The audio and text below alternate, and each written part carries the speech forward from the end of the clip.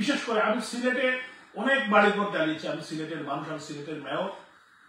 আমাদেরকে বিশেষ করে আমি সহ বাংলাদেশের সব মেয়র কাউন্সিলরদেরকে তারা কলমের কুচায়, এক কুচায় তারা এদেরকে নির্বাচিত প্রতিনিধিদেরকে বাতিল করে দিয়েছে।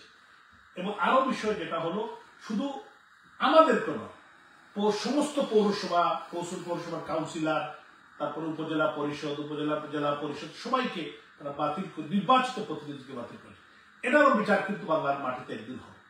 এবং তাদের ইচ্ছা মতো তারা আইনকে তারা প্রবাহিত করছে জোর করে। বাড়িঘর পুড়িয়ে দেওয়া হয়েছে। আমাদের সিলেটের একজন কৃতি সন্তান, আমাদের সাবেক পররাষ্ট্রমন্ত্রী ডক্টর এ কে আব্দুল মোমিন, উনার এবং সাবেক অর্থমন্ত্রী, আমাদের সাবেক অর্থমন্ত্রী আবুল মাল আব্দুল মুহিত সাহেব, উনাদের বাড়িটা জ্বালিয়ে দেওয়া হয়েছে। আমাদের আওয়ামী লীগের তথ্য গবেষণা মুবশির আলী, আমাদের তার বাড়ি জ্বালিয়ে দেওয়া হয়েছে। আমাদের জুয়েল সহ আরো অনেকের কথা আমি অতীতেও বলেছি। এবং শুধু এটা নয়, সারা বাংলাদেশে আমাদের নেতা কর্মীদের বাড়িঘর, এবং আমাদের বিশেষ করে আমাদের সিলেট অঞ্চলে বেশ কয়েকজন নেতাকে তারা গ্রেপ্তার করেছে বিনামূল্যে। আমাদের যুবলীগের দিনার,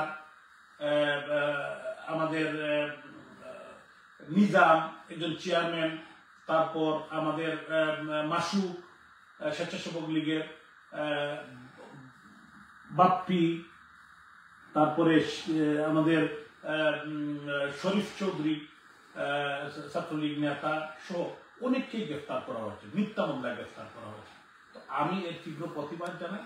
এবং এরা এরা এরা নিরীহ কর্মী, এরা গণতন্ত্রের জন্য, তারা দেশের জন্য, দেশের মানুষের জন্য এবং বঙ্গবন্ধু আদর্শের কর্মী হিসাবে তারা কাজ করছে। তাদেরকে যে গ্রেফতার করা হয়েছে তার তীব্র প্রতিবাদ এবং নিন্দা জানাই।